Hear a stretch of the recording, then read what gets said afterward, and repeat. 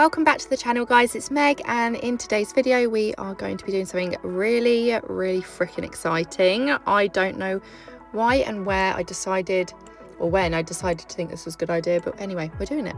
So today, as you can probably tell by the thumbnail, we are doing an iPhone 17 using nail products. So the main character for today's video was the AcryGel. I have been finding, here's our brush that comes with it, that using the AcryGel for more flat 3D designs actually works nicely and maybe a little bit better than the 3D tip adhesive sculpting gel that we have. I would find that if you want something like you need to do characters or balls or anything in that kind of shape, then use the sculpting gel. But if you want to use something or do something that's a little bit flatter like this, that you can mold and do on a clean surface, like a laminated surface, I can't talk today, surface, or like I'm using the back of a stamping plate here, then I do think that the AcryGel is better for it. It's really easy to sculpt and move around using the brush and a little bit of slip solution. So as you can see here, I was just creating the base of the iPhone. I gave it a quick flash cure before setting it into the lamp, which I'm going to do now. There she is in all her glory. Look at that. Mini iPhone 17. I honestly can't believe I did this, but it did look cute at the end. So I'm just popping it off here. I do find that the back of the stamping plates work really well if you want to use AcryGel for creating any 3D stuff. So I took it off. It's solid. Here it is from the back, so you can see I need to file this now.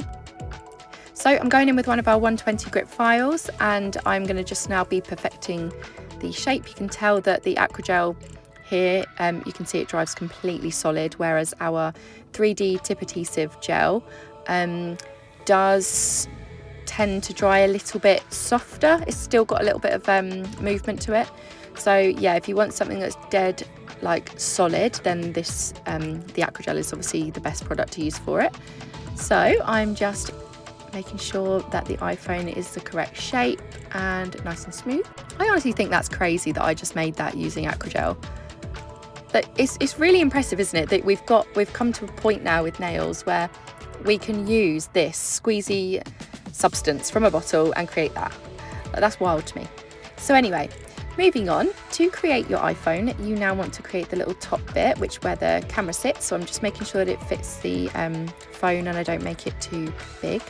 So I'm just going to pat it down. I'm just using a little bit of, like I say, gel residue wipe-off solution, and that basically just helps it not to get sticky and stick to your brush. And you can see how easy the AcryGel is to work with here. I cured it, and there it is, same as the other one. I filed it up with a 120 grit file again, like I did with the iPhone base. And then once I do that, I then stuck it on with some of our glue. I just used a brush on glue. I just stuck it up to the top of the phone, obviously, where if you look at a real iPhone 17, you will see that that top bit is raised. So yeah, I think I'm rambling. You get my drift. So I'm just making sure that it fits nicely there and there's no massive gaps. And now we're going in with Valencia Orange and Outrageous Orange, and I'm going to mix them together, and that's going to give us the perfect base. So we are going to be matting this out, and when you do matte our colours, they will dull down a little bit. They just kind of mute the colour a little bit. So I knew that this was the right tone we wanted, and once I would matte it, it would look a bit softer, not as bright and neon-y. But it looked good anyway. So we're just going to go ahead now and coat this whole thing and cure as we go. I'm going to do a couple of coats of this just to create the right depth and make sure that everything was smooth.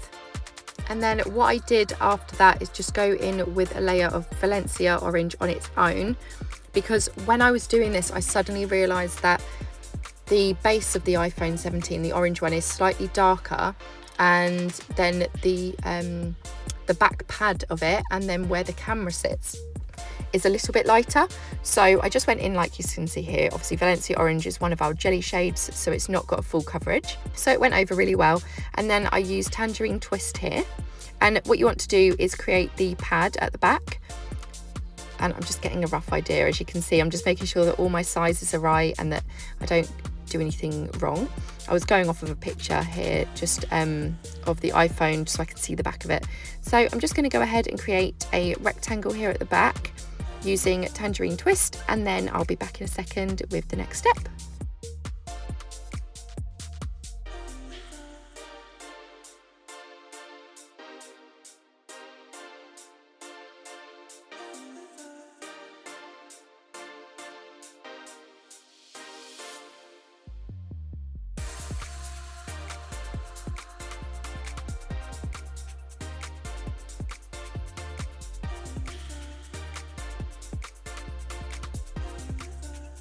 Right guys, if you're still following along, then I have matted this whole design, and you can see the colours are perfect, and I'm just using a little bit of our brush on glue and placing the camera section down, which is slightly padded.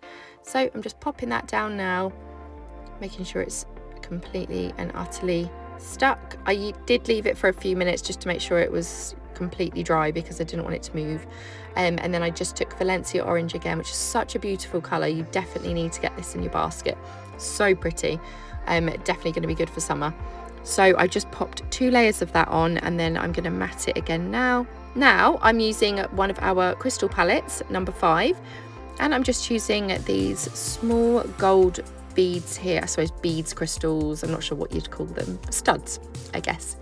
And I just took 3 of them and put them sort of in a triangle shape, the same as the cameras, because I just wanted to have a slightly raised area where I was then going to draw on the camera details. As you can see, I've just gone over it again just to mute the gold, because obviously I didn't want the gold to be too prominent, because obviously that's not the colour. So yeah, I'm just going over it here, and then I'll be back in a second for the next step.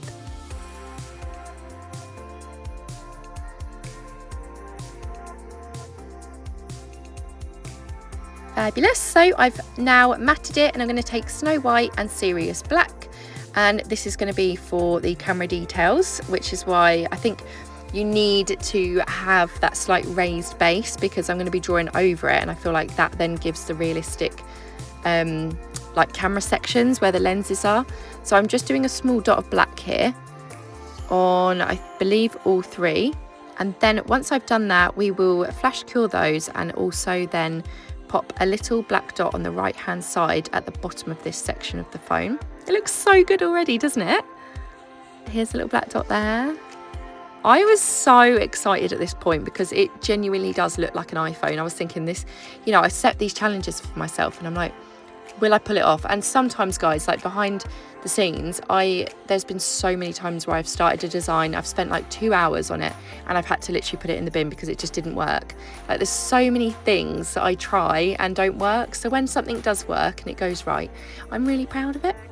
I really hope that everyone watching enjoys this video as well, and let me know if you want anything like drop in the comments section if there's any other wacky 3D things that you think, oh, you could make that, like realistic stuff that you have in life, you know, like a can of beans or something, I don't know.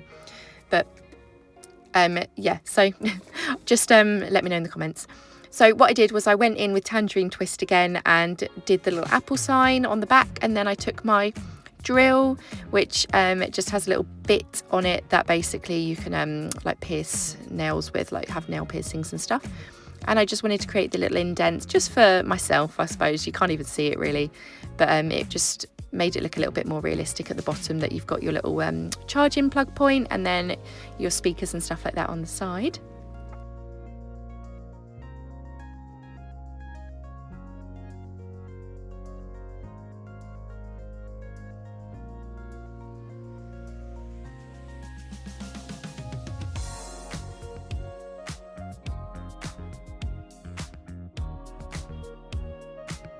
And then I just went in with the black and just filled in those areas that I just indented as well, just to make it look more realistic. If only it was this easy to have a new phone. I just made it and it worked. Can you imagine? Life would be easy. So I'm just doing the sides here now. I just added some extra little details with the orange.